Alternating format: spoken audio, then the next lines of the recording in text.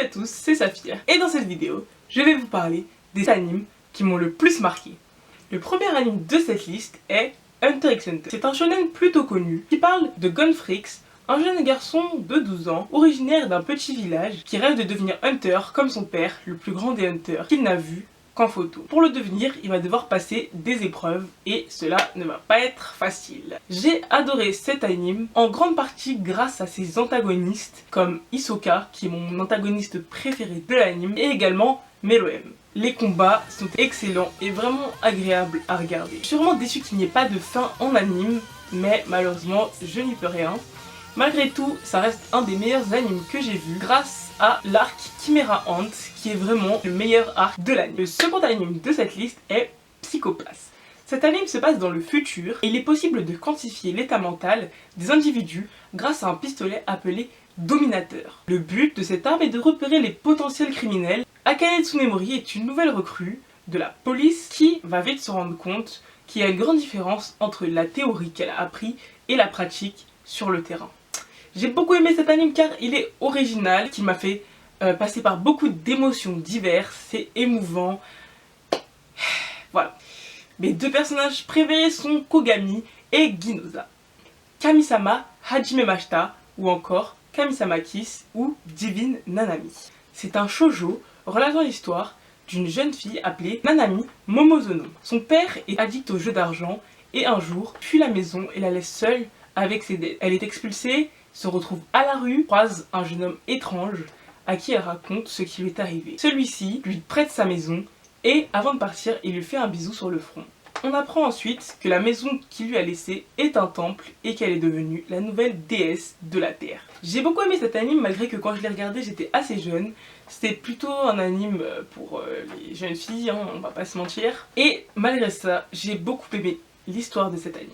C'est une romance, donc évidemment il y a du fanservice. J'aime beaucoup l'humour de cet anime, il m'a beaucoup fait rire et mes deux personnages préférés sont Tomoe, l'esprit renard, j'adore les renards, et Mizuki, le serpent.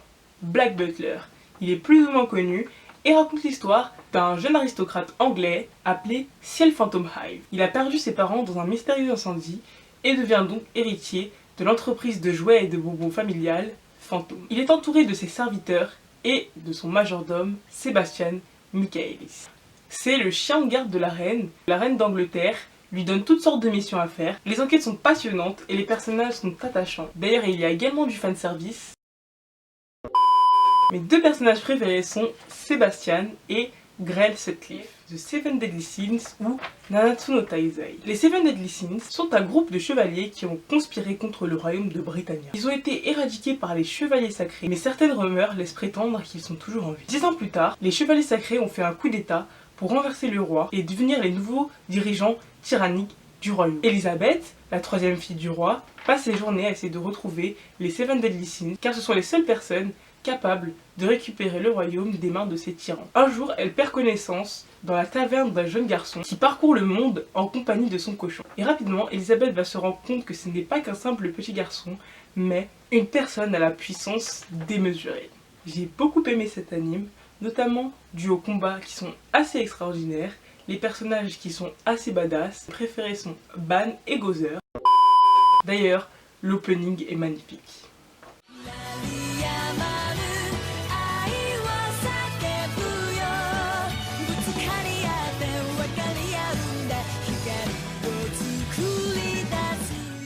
Le dernier anime dont je vais vous parler est Devilman Crybaby. Je trouve cet anime assez sous-coté, enfin je trouve qu'on n'en parle pas assez pour la merveille que c'est.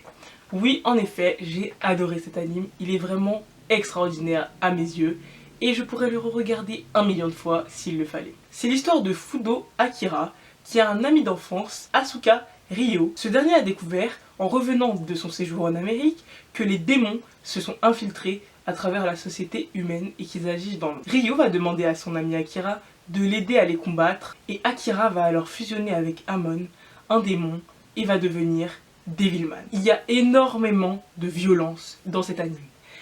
Il est classé je crois 16 ans et plus et vraiment si vous êtes en train de faire une dépression, surtout n'allez pas voir cet anime. Je rigole mais en même temps je ne rigole pas, il est vraiment... Il y a beaucoup de violence, de sexe, de tout ce que vous voulez, c'est vraiment gore. Malgré tout, à mes yeux, c'est un chef-d'œuvre qui mérite d'être mis en avant et que plus de personnes le regardent. Il est court, il y a 10 épisodes. L'animation est minimaliste, ce qui ne peut pas plaire à tout le monde, malheureusement. Mais malgré ça, j'ai trouvé que cet anime était extraordinaire. Mon personnage préféré est bien évidemment Akira, alias Devilman.